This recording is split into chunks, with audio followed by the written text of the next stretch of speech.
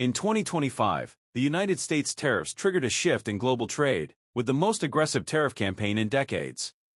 On April 2nd, a global 10% tariff hit all imports entering the U.S. steel, aluminum, cars, and auto parts, now taxed at 25%.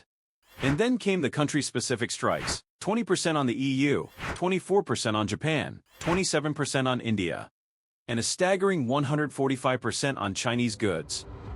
Even though there are few exemptions for sectors like pharmaceuticals, semiconductors, timber, and energy products, the impact is immediate and widespread. Like a sudden continental drift, it's shifting the foundation of the global economy. Steel and aluminum import costs soared by $22 billion.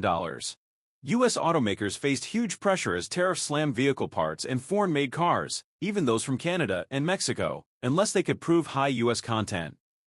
Tech wasn't spared either. U.S. chip equipment makers now face more than $350 million each in added costs. Clean energy also got hit hard. Prices for mounting systems, solar cells, and aluminum frames surged, while solar panel imports from Asia collapsed, dropping as much as 92% from Thailand and 88% from China. As tariffs rip through supply chains, countries are redrawing their trade maps. China is strengthening ties in the Middle East, deepening partnerships with Saudi Arabia and the UAE, and investing heavily in Belt and Road markets. Europe is taking a balanced approach, refusing to decouple from China while still engaging with the U.S. The U.S., Japan, Australia, and India are launching clean energy supply chain projects and investing in semiconductor alternatives. Japan and Australia are teaming up on critical minerals. Brazil is diversifying gas imports and slashing energy prices. And India? It's negotiating a full bilateral trade deal with the U.S., aiming to double trade to $500 billion by 2030. Amidst global trade war, the global economy is fluctuating wildly to control it. The U.S. implemented a 90-day pause on reciprocal tariffs for most countries, so countries can strategize their long-term planning to accommodate any future trade decisions. So what's the big picture? We're seeing a new global trade model that is less global and more regional. Supply chains are localizing.